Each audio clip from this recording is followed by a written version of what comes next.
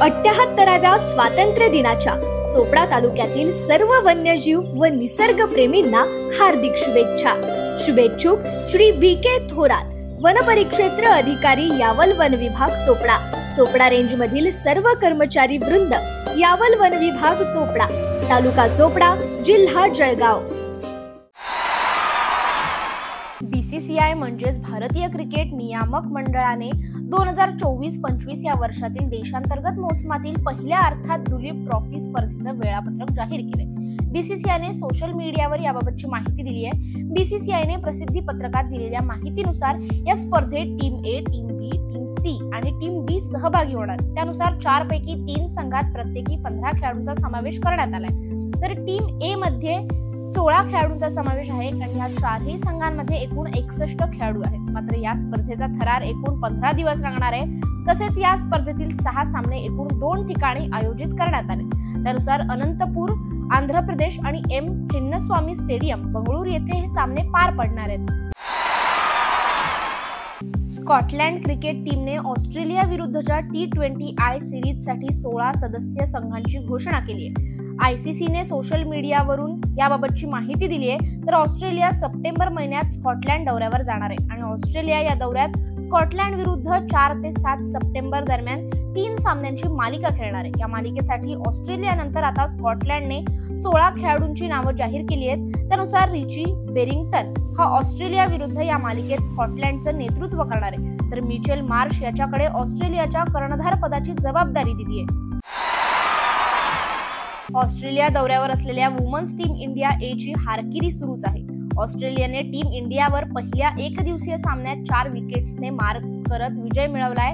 Team इंडियाने ऑस्ट्रेलियाला विजयासाठी 250 धावांचं आव्हान दिलं होतं। ऑस्ट्रेलियाने हे आव्हान 18 बॉल राखून पूर्ण केलंय। मात्र ऑस्ट्रेलियाने 47 ओव्हरमध्ये 6 विकेट्स गमावून 47 ओव्हर्समध्ये 250 धावा केल्यात। ऑस्ट्रेलियाने या विजयासह 3 सामन्यांच्या मालिकेत 1-0 अशी आघाडी घेतली आहे। त्यामुळे आता टीम इंडियाला मालिकेतील आव्हान कायम राखण्यासाठी पुढील सामना कोणत्याही परिस्थितीत जिंकावा लागणार आहे। आज 15 ऑगस्ट रोजी देशात 78वा स्वातंत्र्य दिन साजरा केला जातोय।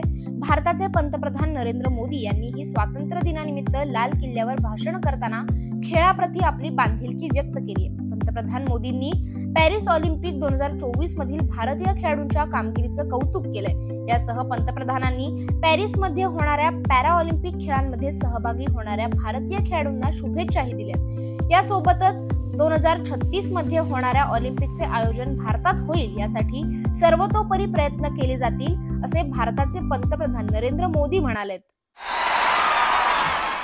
भारतीय महिला कुस्तीपटू विनेश फोगटला पॅरिस ऑलिम्पिकच्या महिला फ्री स्टाईल कुस्ती प्रकारातील 50 किलो वजनी गटाच्या अंतिम फेरीपूर्वी अपात्र ठरवण्यात आलं होतं। विनेशचं वजन 100 ग्रॅम जास्त असल्याने हा ऑलिम्पिक प्रशासनाकडून हा निर्णय घेण्यात आला होता। या निर्णयानंतर आपल्याला रौप्य पदक मिळावं अशी मागणी करणारी याचिका विनेशने क्रीडा लवादाकडे केली होती। दरम्यान क्रीडा लवादाचे अध्यक्ष डॉक्टर अॅनाबेले बेनेट यांनी विनेशची रौप्य पदक देण्याची मागणी करणारी याचिका फेटाळली आहे आणि भारतासाठी हा मोठा धक्का मानला जातोय। भारतीय क्रिकेट संघात सध्या बरेच बदल पाहायला मिळतात। राहुल द्रविडचा प्रशिक्षक पदाचा कार्यकाळ संपल्यानंतर जवळपास संपूर्ण स्टाफच बदललाय। आता भारताला नवा गोलंदाजी प्रशिक्षकही मिळाल्याचे समोर आलंय। तथापि BCCI कडून अधिकृत घोषणेची प्रतीक्षा आहे, जी लवकरच होण्याची शक्यता आहे। दक्षिण आफ्रिकेचा महान गोलंदाज मॉर्ने मॉर्केल आता भारताचा नवा गोलंदाजी प्रशिक्षक असेल। पुढील महिन्यात बांगलादेश विरुद्धच्या कसोटी मालिकेतून तो धुरा सांभाळेल असं मानलं जातंय। टोकियो व पॅरिस या दोन्ही ऑलिम्पिकमध्ये ऐतिहासिक ब्रॉन्झ पदक पटकावलेल्या भारतीय पुरुष हॉकी संघाचा सदस्य असलेला PR श्रीजेश याने निवृत्त होण्याचा निर्णय घेतलाय।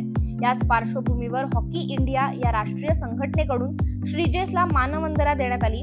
श्रीजेश परिधान करीत असलेली 16 क्रमांकाची जर्सी वरिष्ठ स्तरावरून निवृत्त करण्यात आली आहे। त्यामुळे यापुढेही कोणत्याही हॉकीपटूला वरिष्ठ संघामधून खेळताना 16 क्रमांकाची जर्सी परिधान करता येणार नाही। तसेच श्रीजेश याची ज्युनियर भारतीय हॉकी संघाच्या प्रशिक्षकपदी निवडही करण्यात आली आहे।